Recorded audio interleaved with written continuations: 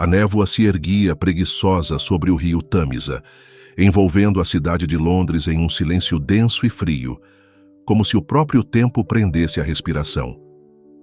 Era o mês de julho do ano do Senhor de 1535, e os sinos da abadia repicavam com um som grave e solene, quase profético.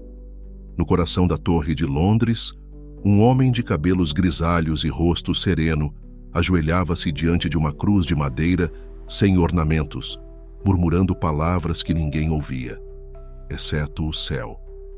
Era um prisioneiro, mas seu espírito não conhecia algemas.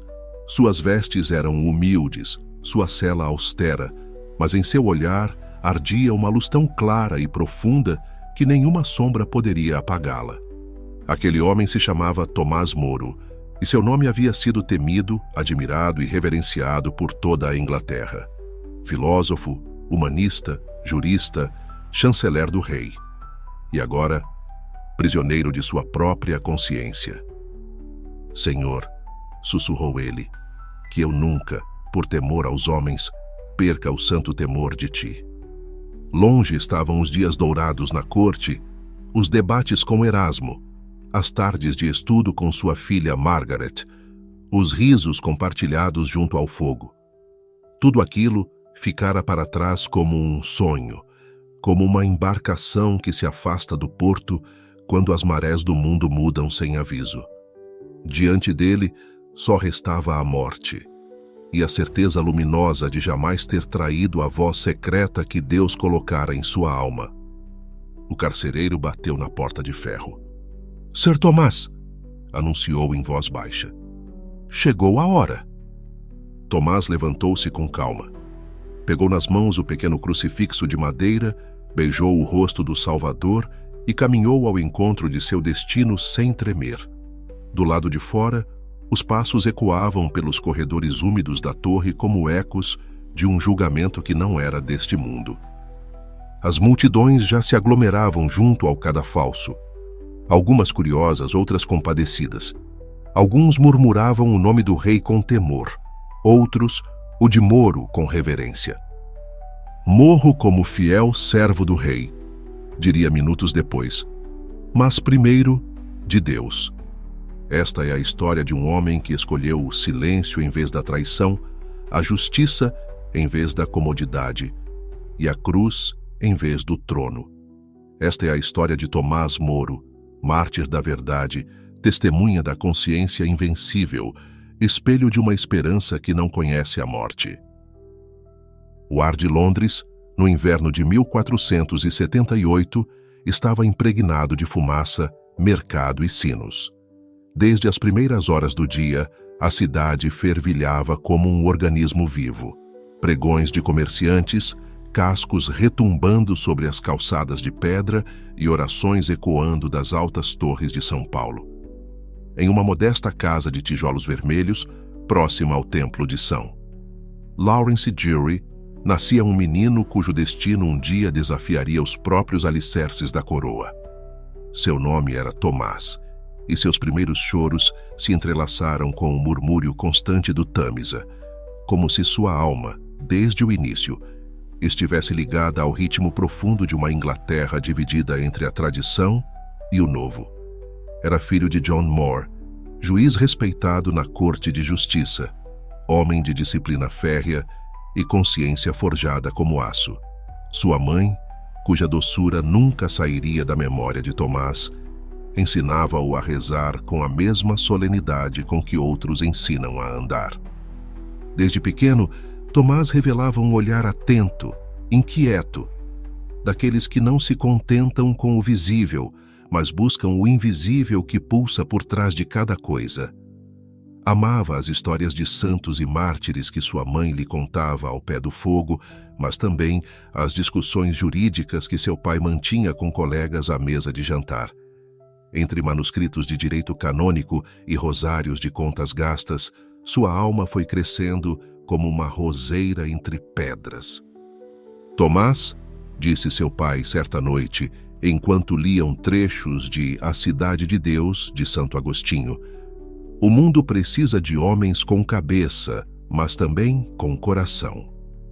E se eu tiver que escolher entre um e outro, pai? Perguntou o menino com a seriedade de um ancião. Então escolha a tua alma, meu filho. A razão pode se enganar, o coração pode trair, mas a alma responde apenas diante de Deus. Tomás estudou na escola de Santo Antônio, onde logo se destacou por sua lógica aguçada e domínio do latim. Seus mestres o recordavam como um aluno aplicado, de memória prodigiosa, mas também alegre, com uma ironia sutil que já insinuava o humor que mais tarde sacudiria salões de poder. Não era raro encontrá-lo fazendo comentários espirituosos sobre a pompa de certos professores ou recitando passagens inteiras de Sêneca como se fossem cantigas. Aos 14 anos, Tomás foi enviado para Oxford. Caminhou por suas ruas de pedra antiga, com o assombro de quem entra numa catedral sem teto. Oxford, com suas torres antigas cobertas de era e seu ar impregnado de tinta, incenso e debate, era o cenário onde se forjavam as almas dos sábios e dos ambiciosos. Entre claustros góticos e bibliotecas empoeiradas, um jovem chamado Tomás Moro percorria os corredores da universidade como um peregrino entre templos do saber. Tinha apenas 14 anos quando chegou, e já seus professores murmuravam entre si com admiração. Esse rapaz pensa com a lógica de Aristóteles e a alma de um monge. Era o fim do século XV e a Europa despertava lentamente dos séculos de ferro. Um novo sopro de vida atravessava os centros intelectuais. O humanismo. Não como negação do divino, mas como desejo de restaurar a dignidade do homem à luz do Evangelho e dos clássicos. Tomás Moro respirava esse espírito com avidez, mergulhado nos textos de Cícero, Sêneca e Platão, mas também orava em silêncio diante de altares esquecidos em capelas vazias, como se sua alma soubesse que nenhuma verdade é completa se não passar pela cruz. Foi então que conheceu John Colet, um clérigo de alma inquieta e olhar ardente que falava de São Paulo com a paixão de um enamorado. Colet lhe abriu as portas de uma fé purificada, livre de superstições e próxima do coração. De seus lábios, aprendeu que não bastava pensar. Era preciso viver com coerência. Tomás lhe dizia certa tarde, enquanto passeavam pelos jardins do Magdalen College, o cristianismo não é um costume.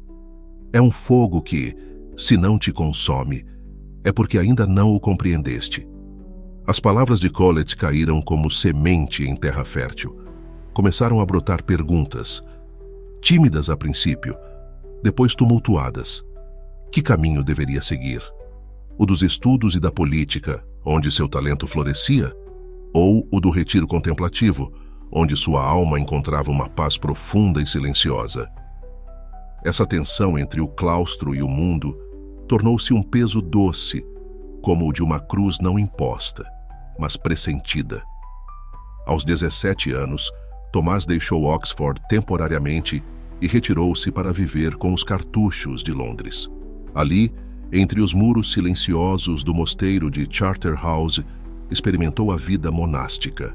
Acordava de madrugada para rezar os matinas, dormia sobre uma tábua e se alimentava de pão e legumes. Sua alma encontrava paz, mas sua mente se agitava. Senhor, escreveu em seu caderno, se esta é a tua vontade, faz dela também a minha.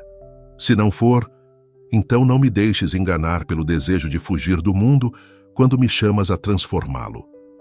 Os monges viam nele uma santidade genuína, mas também um fogo que não se encaixava totalmente na renúncia absoluta.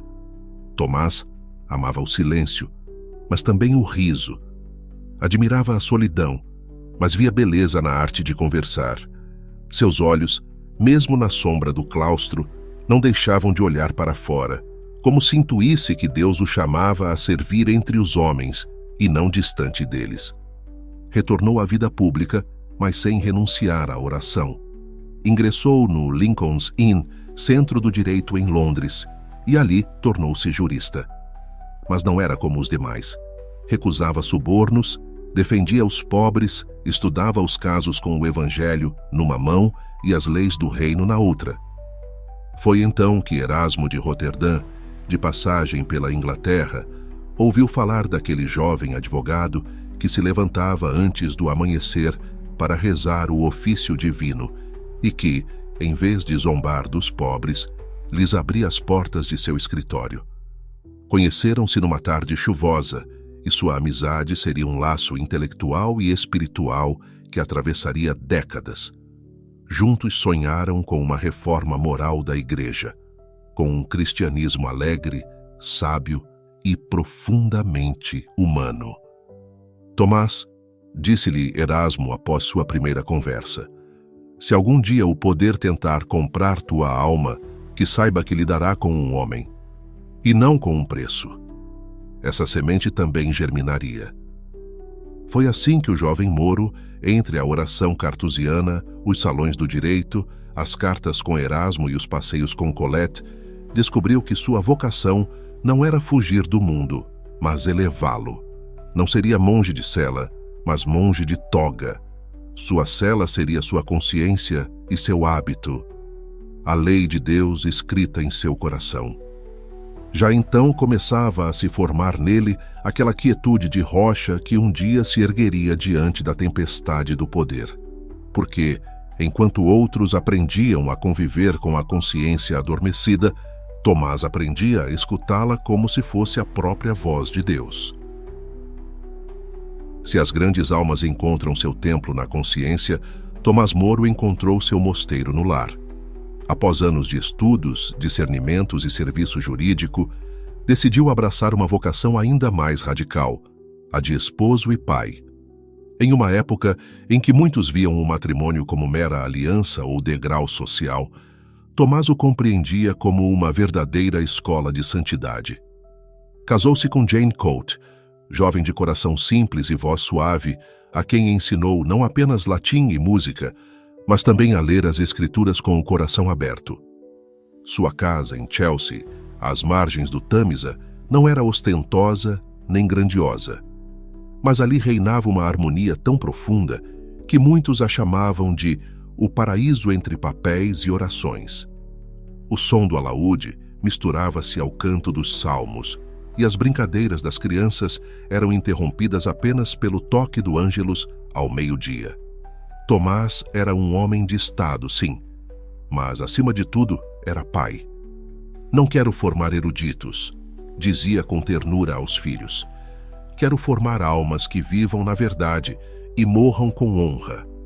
Sua filha mais velha, Margaret, tornou-se sua confidente, discípula e espelho. De inteligência viva e alma firme, era a única que ousava contestá-lo em lógica sem receio. O vínculo entre eles transcendia o sangue. Era comunhão de espírito. Frequentemente eram vistos caminhando pelo jardim, debatendo sobre os estoicos ou traduzindo os padres da igreja do grego para o inglês. Mas a felicidade não duraria sem sombras. Jane adoeceu cedo e, em seu leito de morte, Tomás segurou sua mão e rezou com ela o Salmo 90. A morte não quebrou seu espírito, mas deixou um vazio. Viúvo e com filhos pequenos, decidiu casar-se novamente com Alice Middleton, viúva enérgica, mais prática que espiritual, mas profundamente leal. Com ela encontrou apoio nos anos futuros, embora jamais comparável à alma gêmea que fora Jane. Na casa de Tomás não se falava mal do próximo. Não se toleravam injustiças, nem se desprezava ninguém por sua condição. Até os criados participavam das leituras vespertinas do Evangelho. Todos eram tratados como parte de uma família maior, a de Deus. A esmola era dada em segredo e a oração sem ostentação. Não havia espaço para hipocrisia. Se você não consegue falar com verdade à sua própria mesa, dizia ele aos filhos, como pretende fazê-lo diante do tribunal dos homens? Aquele lar também era uma escola de intelectuais. Erasmo o visitou mais de uma vez e costumava dizer que não conhecia casa mais feliz nem mais santa que a de Tomás. Ali se escreviam obras, traduziam-se clássicos, rezavam-se as completas e jogava-se dados com igual naturalidade. Era um microcosmo da visão cristã do mundo: beleza, ordem, alegria e cruz. E ainda assim, não era um refúgio isolado. Tomás, como parlamentar, se destacava por defender o povo contra os abusos do poder. Não temia enfrentar nobres nem clérigos corruptos. Falava a verdade, mesmo sabendo que ela lhe traria inimigos. Sua fama de incorruptível crescia, assim como o respeito até de quem o temia. Mas em segredo, Tomás examinava-se todas as noites. Rezava o ofício divino, confessava-se com frequência e pedia a Deus não conforto, mas força para ser coerente. Sua alegria constante, sua ironia afiada e sua capacidade de rir em meio às tensões não eram máscaras. Eram frutos de uma paz profunda, nascida do saber quem era, a quem servia e qual preço estava disposto a pagar. Numa tarde de outono, enquanto jogava xadrez com Margaret na biblioteca, ela lhe perguntou com olhos curiosos: "Pai, o que faria se um dia tivesse que escolher entre o rei e Deus?" Tomás permaneceu em silêncio por alguns instantes. Tomou o rei branco entre os dedos e o ergueu à luz. "Então eu daria cheque ao mundo", respondeu suavemente, "porque só há um trono diante do qual todo homem deve se ajoelhar. E esse trono não está em Londres, mas no céu. Aquele lar, entre as folhas douradas de Chelsea e as páginas abertas das Escrituras, foi o cadinho onde se forjou o caráter de um mártir. Onde se formou não um herói épico, mas um pai, um servidor, um amigo e um santo. Em breve, aquele homem de rosto amável e alma incorruptível seria chamado a ocupar o cargo mais alto do reino.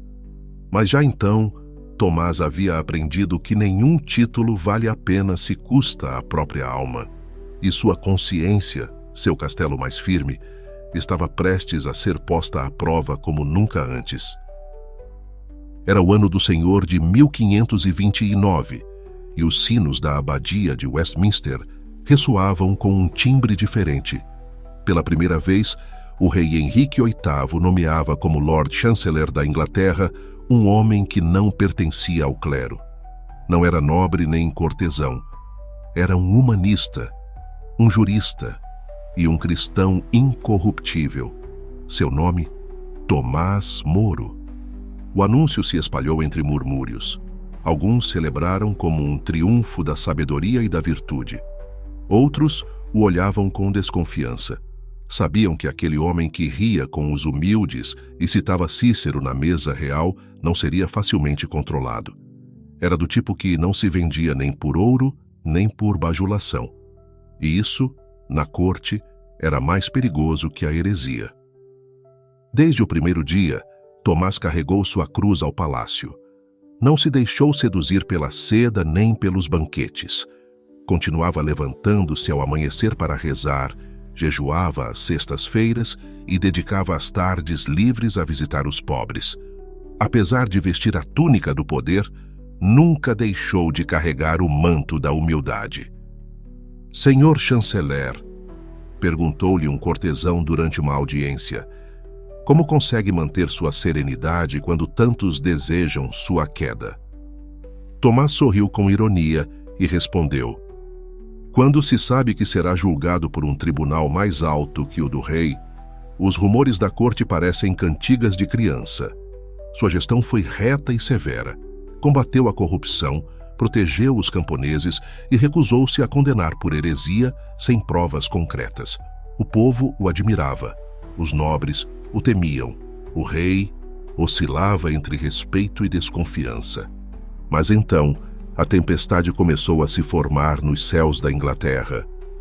Henrique VIII, ainda sem herdeiro homem após anos de casamento com Catarina de Aragão, passou a buscar a anulação da união.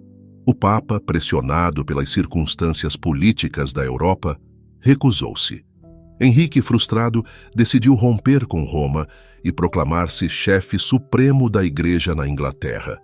O que começou como desejo virou decreto. O que parecia uma crise conjugal tornou-se revolução espiritual.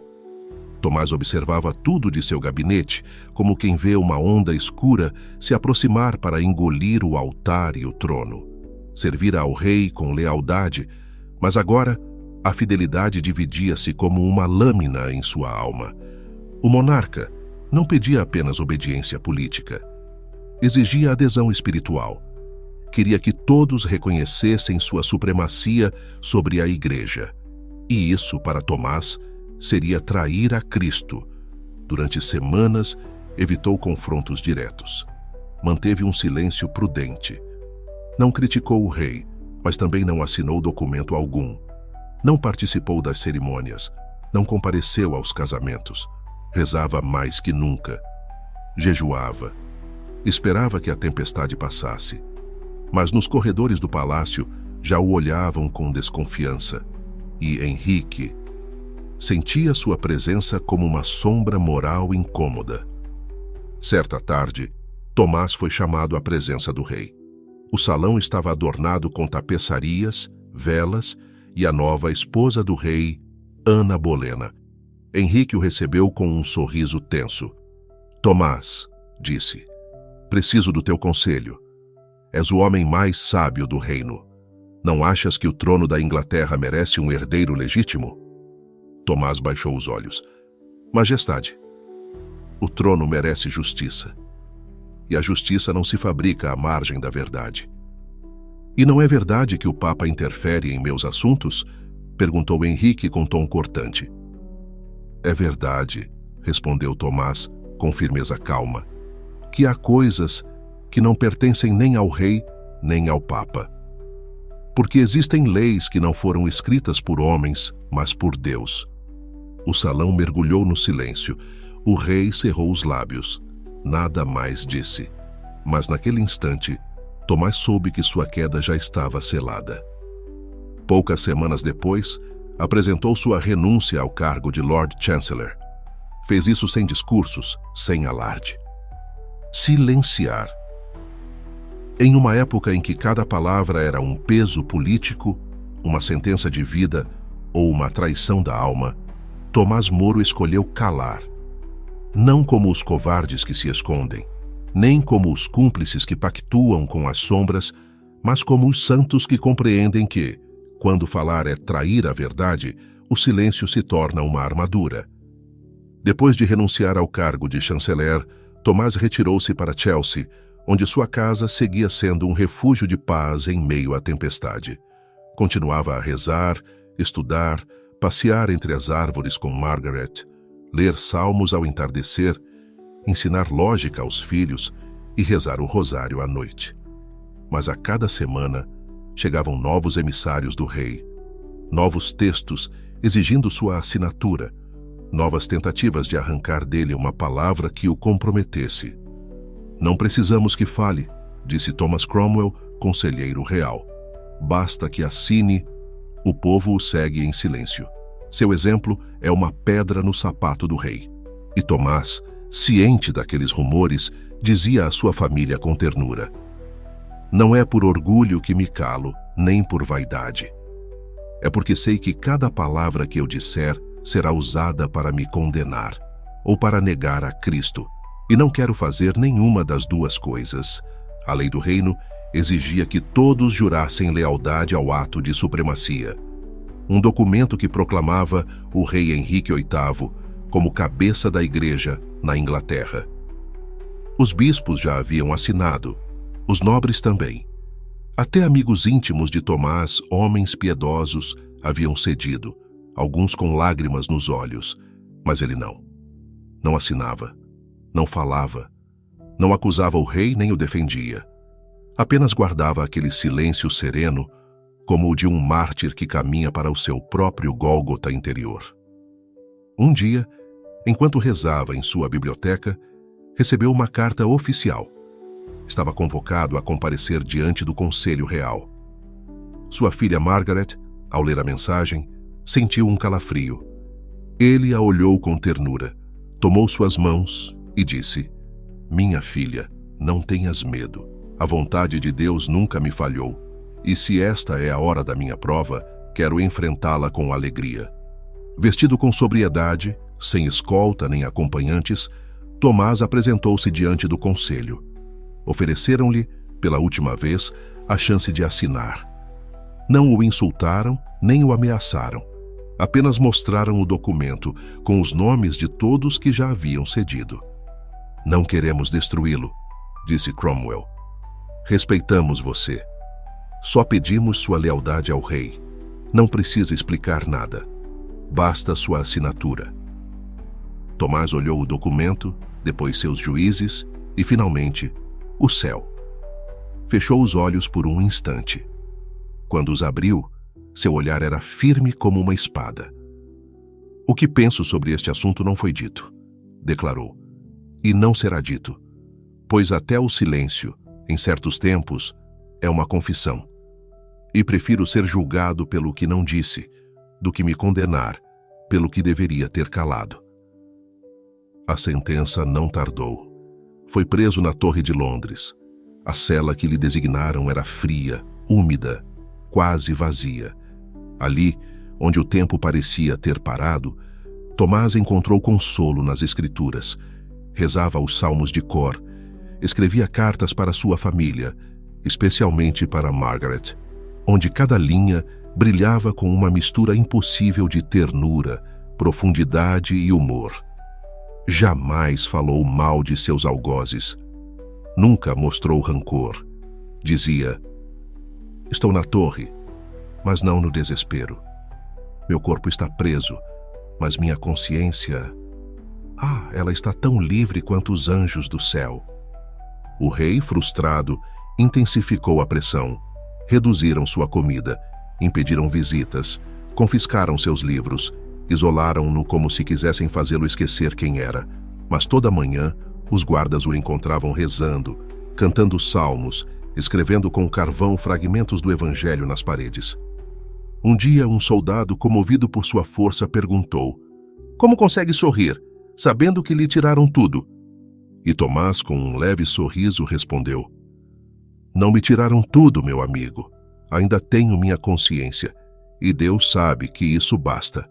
Meses se passaram, e seu silêncio pesava mais que as palavras de 1000 homens. Sua simples presença tornara-se uma denúncia viva. Porque quando homens de honra caem, os muros invisíveis que sustentam a justiça desabam. E Tomás era um desses pilares que não se dobram. Sua filha Margaret conseguiu permissão para visitá-lo uma última vez. Abraçou-o com força, chorando, e pediu que ele assinasse por eles, pela família, pelo amor que tinham. Tomás a envolveu nos braços, com lágrimas nos olhos, e disse com voz serena: querida filha, o amor não consiste em salvar a carne a qualquer custo, mas em permanecer na verdade. Se a verdade nos separa por um tempo, será para nos unir eternamente no céu. Margaret compreendeu e o beijou pela última vez. Aquele silêncio que Tomás Moro sustentou não foi covardia, foi fidelidade. Não foi omissão, foi martírio, porque numa época em que todos falavam para agradar, ele escolheu calar para obedecer. E esse silêncio gritou tudo. A sentença definitiva logo chegaria. Mas antes de morrer, Tomás provaria que um só homem, armado apenas com a luz da própria consciência, pode desafiar um império e vencer. O dia amanheceu cinzento sobre Londres. Uma garoa leve caía sobre os telhados como um sussurro de luto ainda não declarado. Na torre, Tomás Moro dormira pouco. Seu corpo estava magro, suas roupas gastas, mas o rosto mantinha aquela expressão de paz serena que desarmava até o carcereiro mais endurecido. Ele sabia que a hora havia chegado e não tremia. "Está preparado?" perguntou um dos guardas enquanto lhe colocava o manto para o julgamento. "Tive tempo de sobra para preparar a alma", respondeu com um leve sorriso. "O resto é apenas formalidade humana."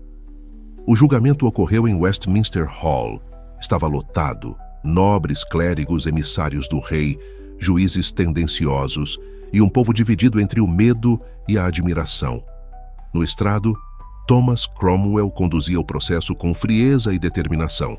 A acusação: alta traição, por se recusar a reconhecer o rei como cabeça suprema da Igreja na Inglaterra. Moro entrou sem escolta, com passo firme, sem olhar para os lados. Inclinou-se brevemente diante dos juízes, não por cortesia, mas por respeito à instituição da justiça, ainda que soubesse, no fundo, que aquela corte já havia decidido antes do primeiro argumento. Sir Thomas, disse o promotor com tom ensaiado, reconhece o senhor a autoridade do parlamento para declarar o rei como chefe da igreja? Silêncio. Por que se recusa a jurar o ato de supremacia? Tomás ergueu o olhar e, com voz serena, respondeu: jamais pronunciei palavra contra a autoridade do rei. E se o silêncio pode ser interpretado como traição, então nem a consciência nem a lei estão seguras neste reino, pois calar não é mentir. E não jurei porque não poderia jurar sem ferir a Deus. Os juízes se entreolharam desconcertados. Não esperavam tamanha lucidez de um prisioneiro enfraquecido. Mas Cromwell, implacável, apresentou uma testemunha. Um homem chamado Richard Rich, que afirmava ter ouvido Tomás negar explicitamente a supremacia do rei. Isso é falso, afirmou Tomás com firmeza. Jamais pronunciei tais palavras. E se vão basear minha condenação no testemunho de um só homem, cuja alma conheço bem, então este julgamento é sombra, e não luz. Mas não importava. O veredicto já estava escrito. Os juízes o declararam culpado. O povo reteve o fôlego. Tomás abaixou levemente a cabeça e então, com dignidade, pediu permissão para falar uma última vez. Senhores, disse, sempre fui fiel servidor de meu rei. Nenhum ato, nenhuma palavra minha pode provar o contrário. Mas sou também súdito de Deus. E se sou forçado a escolher entre a lei dos homens e a lei eterna, então escolho morrer como bom servidor do rei, mas primeiro de Deus. Fez-se silêncio. Um silêncio espesso, carregado de algo que nem juízes nem soldados sabiam nomear. Alguns baixaram os olhos, outros se persignaram discretamente. A sentença foi dada: execução por decapitação. O réu seria levado a Tower Hill e ali morreria como traidor. Mas em seu íntimo, Tomás sabia que o que cairia não seria sua cabeça, e sim o medo de todos aqueles que ainda hesitavam entre viver de joelhos ou morrer na verdade. Na cela, escreveu sua última carta para Margaret. Era breve, mas cada linha pesava como chumbo e ardia como ouro. Minha querida filha, escreveu, não chores por mim. Não perdi nada que valesse mais do que o que estou prestes a ganhar. Permanece firme, como tentei permanecer. E quando me recordares, não penses num pai morto, mas numa alma viva que te espera, onde não há mais reis nem prisões. Na manhã da execução, o céu se abriu luminoso, como se o próprio Deus estivesse presente no sacrifício de seu servo. Tomás subiu ao cadafalso com passos calmos. Saudou o carrasco, entregou-lhe uma moeda de prata e disse com cortesia: coragem, bom homem, e não temas fazer o teu ofício. Cortarás a minha cabeça, mas não a minha alma. Ajoelhou-se, rezou em voz baixa. Depois, levantou os olhos ao céu. Suas últimas palavras, pronunciadas com clareza diante da multidão, foram: morro como bom servo do rei, mas primeiro de Deus. O machado desceu, e com ele não caiu um traidor, mas uma testemunha. Seu corpo foi enterrado numa cova sem nome, mas sua memória começou a brilhar como uma chama que não pode ser apagada. Pois enquanto o poder se agarra ao trono, os santos se elevam acima de todo o império. Tomás Moro morreu naquele dia, mas sua consciência não. E em cada geração, quando um homem ou uma mulher for forçado a escolher entre o conforto e a verdade, entre o mundo e a cruz, o eco de seu silêncio, o peso de sua fé e a firmeza de sua alma voltarão a ressoar, como uma coroa invisível que não foi feita por mãos humanas, mas pela própria verdade. Os anos passaram, mudaram os monarcas, reformaram-se as leis, impérios se ergueram e caíram. Os nomes de muitos poderosos que haviam condenado Tomás Moro se dissolveram como fumaça na história. Mas sua memória, como uma chama eterna, permaneceu acesa no coração da Igreja e da humanidade, porque há mortes que não encerram uma história, mas inauguram um caminho. Durante séculos, seus escritos, suas cartas, seus gestos de ternura e resistência foram lidos com lágrimas por mártires, estudantes, governantes e pais de família. Erasmo, seu amigo, escreveu que jamais conhecera um homem mais sábio nem mais fiel. E sua filha Margaret, sua discípula mais firme, dedicou a vida a preservar sua memória, não como um monumento de pedra, mas como uma semente viva de consciência. Em 1935, 4 séculos após seu martírio, a Igreja o proclamou oficialmente santo. Pio XI o chamou de modelo de integridade para todos os leigos comprometidos com a vida pública.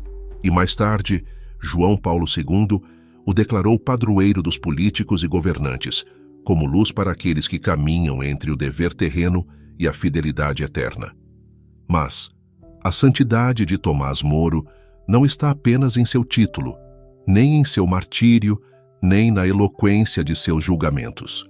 Sua santidade está em ter vivido com uma consciência tão firme quanto compassiva, tão profundamente cristã quanto humanamente alegre. Soube defender a verdade sem violência, sem ódio, sem revanche. Soube perder tudo com elegância e morrer com um sorriso de céu nos lábios. Hoje, em um mundo que muitas vezes premia a ambiguidade, celebra a superficialidade e ridiculariza a fidelidade, a figura de Tomás Moro se ergue como um farol sereno no meio da tempestade. Ele nos lembra que integridade não é rigidez, mas harmonia entre o que acreditamos, o que dizemos e o que fazemos. Que a política, quando não nasce da alma, torna-se teatro, e que a consciência, quando formada à luz de Deus, é mais poderosa que qualquer coroa.